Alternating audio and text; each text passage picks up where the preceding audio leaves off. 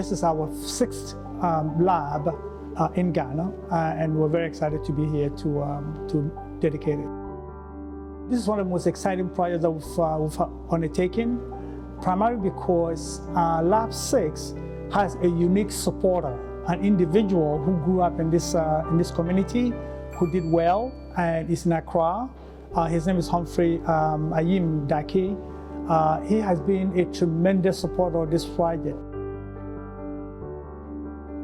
The community said the building isn't at the high level that we want, and Humphrey took over and provided materials and leadership and built this beautiful new building.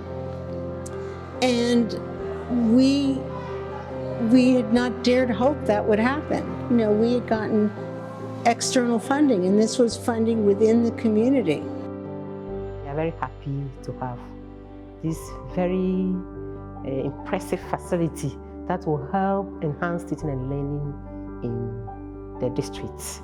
We are very happy about it. So we urge corporate organizations, entrepreneurs, business personalities to put their money behind such models and innovative interventions as Helping Africa Foundation is doing. And it's our prayer that with such dedicated individuals and corporate bodies, we will achieve our goal. Thank you.